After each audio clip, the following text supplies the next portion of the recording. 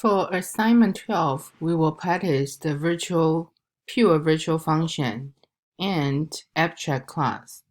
And also we will using the dynamic memory allocation. So this one we will combine everything we have from our account class. So so far we have account class, we have saving account, checking account, and CD account.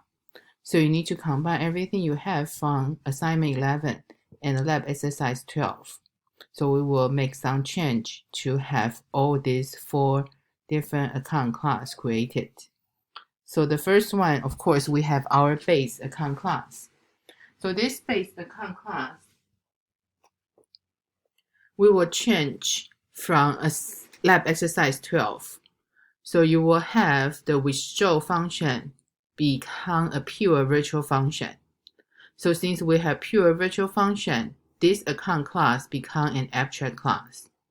And also change this deposit function is the virtual function. Addition to that, your destructor should be a virtual destructor. So how to make the virtual destructor? You can just simply to add the virtual keyword in the destructor function for account class. The reason we will have the virtual destructor, that's because we need to practice the polymorphism. So we were using the account class pointer to refer to all the dynamic memory, saving account, checking account, CD account object. So if you try to use the account pointer to remove the memory location, if the destructor is not virtual destructor, then they have some problem because they don't have relationship for the destructor. So this virtual destructor basically is to make our polymorphism more complete. So we not only can using the base class pointer to refer to the child class object, and also through the base class pointer, we can delete and release the dynamic memory of the child class object.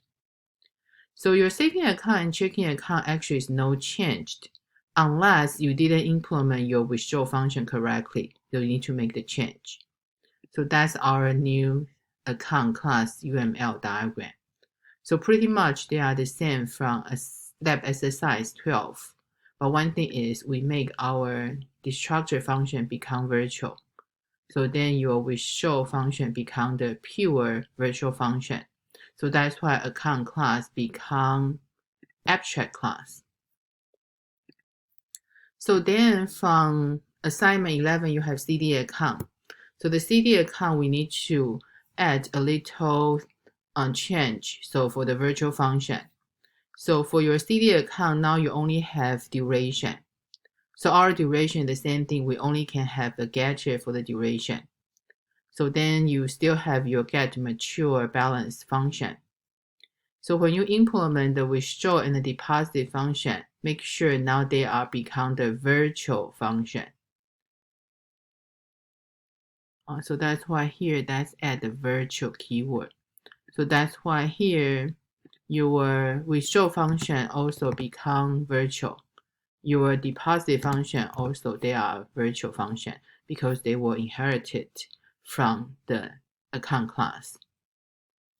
So that's the print function also is the virtual function. So that's why you will see your withdraw function, deposit function, print function, they are all virtual function. So the most important thing in your driver program assignment 12, you will have the user input to create different type of account object. So that's why here we want to test different account object. They can really perform polymorphism and they have dynamic binding working correctly. So we will get the user input to ask the user they want to create saving account or checking account or CD account. So all the account object, please use the dynamic memory. So you need to use the new to create the dynamic memory object. So when the user enter the account name, they need to be within 30 characters. So then one thing is you need to have a account pointer vector. So initially, please make the size equal to 3.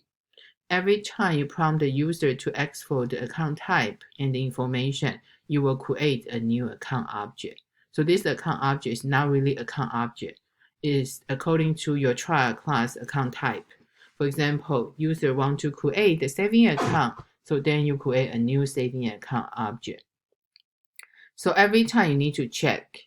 So one thing is, this one, of course, for the vector, we can do the pushback. We don't need to worry about the size.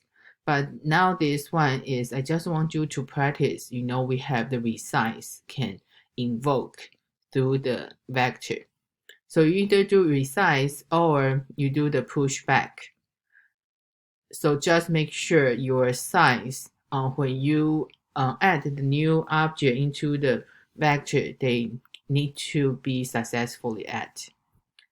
So you get user input. So I want you to see your sample output. You need to create at least 5 different type account objects. You can have saving account, checking account, and CD account. After you're done for the user input, so print out all the information. So every time when you have a new account create, you just display the account information. So after you're done, right? So that's the last one. I want you to do the downcasting practice. So after you complete the user input, so then we want to raise for every checking account, their interest rate will be raised to 1%. So then print all the account information again. So here is the sample output. On this one, just sample output. You can have different kind of menu. So mine just simple say, I can help you to create a new banking account. So please let me know you want to create 1 saving account, 2 checking account, or 3 CD account. So 0 to quit. So user can decide which account they want to create. So then provide the information for the name. For the saving account, they need to have initial deposit at least 300. So if not, prompt the error message. So every time you have one account create, you need to display the account information. So I just say the account number will just start from 1,000. So then you can increment one by one. So that's why here we create 1 saving account, 1 CD account, and 1 saving account. So then in my sample output, so then they have saving account, checking account, and checking account.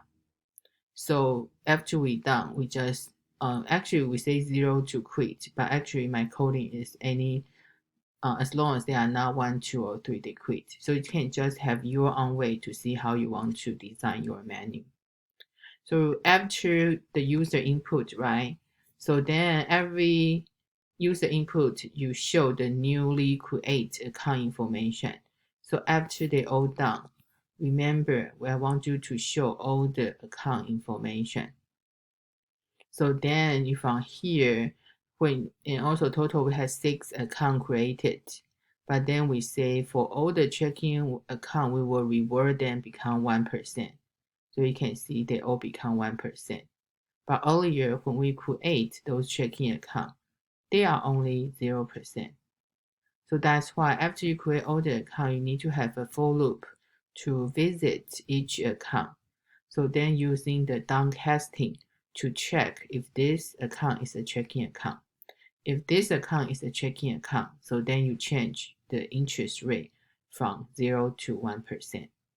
So don't forget at the end you need to delete all your dynamic object. Because my old output I didn't show the delete, so I just show you the example. Here is the delete output. So this example you can see they have a type ID display and the type name for account name display. So this assignment you need to submit a lot of files. So in total you have 9 files. You have 1 driver program is assignment 12.cpp. So you have 4 different classes. So you have 4 header file and 4 CPP file. Addition to the driver program, you have 5 CPP file to submit. So that's your assignment 12.